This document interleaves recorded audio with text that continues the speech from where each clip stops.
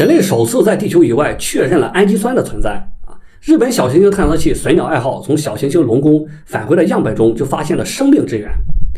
那说句实话啊，我看了这个新闻之后一点都不惊讶，因为我们很早的时候就已经从陨石当中，或者是通过分子光谱学在气体云当中间接的发现了复杂有机分子存在的证据啊。那当然也就包括现在已知所有形式的氨基酸，甚至地球上没有的氨基酸，宇宙空间中都有啊。比如在猎户座星云当中，还有各种超新星遗迹当中，我们都发现了复杂的化学分子。因此现在专门就有了一门学科叫天体化学啊，就是为了研究宇宙中的这个化学分子的。还有在1996年的时候，在澳大利亚发现了一个莫西森陨石，重达100公斤，这是一颗碳质球粒陨石，和日本采样的这颗小行星是一样的，里面有机物的含量非常的高，包含了100多种氨基酸。所以我说宇宙中有氨基酸这一点都不奇怪啊！日本的这次发现只是确认了我们之前已经达成了一个共识，对吧？因为我刚才说了啊，以前我们的发现都是非常间接的一些证据，毕竟你的陨石现在落在了地球上，会被地球环境污染的，对吧？还有以前我们只是通过望远镜看到了有机分子的光谱，日本是直接从3亿公里以外的小行星上采回了原始样本，所以关于氨基酸的存在现在就实锤了。那么除了有关生命的氨基酸以外，日本的小行星采样还能告诉我们关于早期太阳系一系列的谜团那么接下来我们先简单的说一下小行星龙宫啊，它是1999年由美国近地小行星研究小组发现的，一开始的编号是1999 JU3。这颗小行星的轨道周期是474天，近日点 0.96 AU， 远日点 1.4 AU。那可以看出它的轨道参数和地球差不多，所以这颗小行星处在了地球和火星之间，是一颗对地球具有威胁的近地小行星。那么未来像这种对人类有威胁的小行星，我们都会发射探测器拜访的。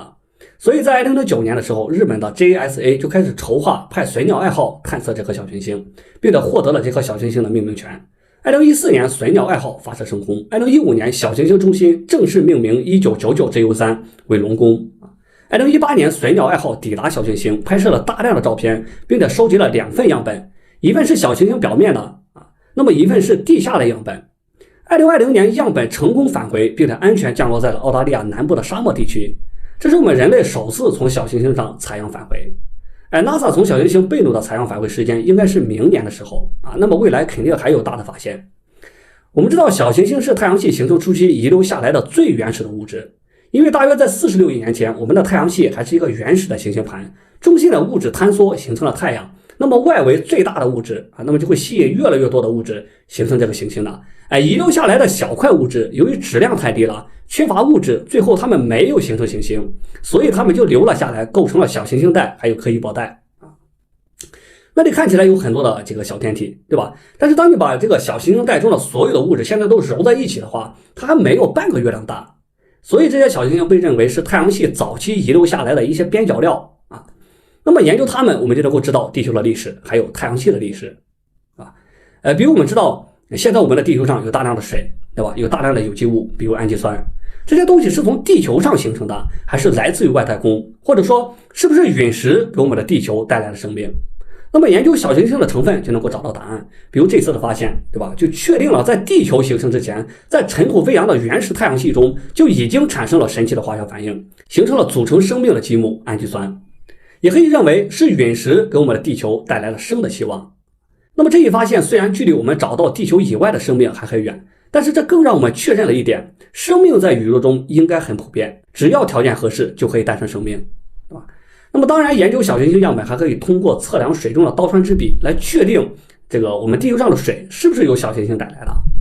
还有我们在陨石当中发现的陨石球粒也是一个未解之谜，图中有8种不同类型的陨石球粒，直径都小于1毫米，它们是熔融的物质经过温度骤降形成的，但是我们现在并不清楚这些微小的颗粒具体的形成模型。那目前有3种猜测：高温星云直接凝聚形成的，星云中的闪电导致尘埃融化然后凝聚形成的，星云在累积的过程中小行星高速碰撞形成的就这3种猜测。那么水鸟2号返回的样本也许会让我们知道这些问题的答案。当然明年 NASA 的样本返回以后，也许还会给我们带来更多新的发现，也可以和日本的样本形成双重证据来确认更多的事实那么还有这个小行星采样也是未来航天探索的一个新的趋势。那么我们国家也有在未来也有计划这个开展小行星探索以及采样返回那今天的内容就到这里，我是理论科学，点亮关注，每学习有趣的科学知识，拜拜。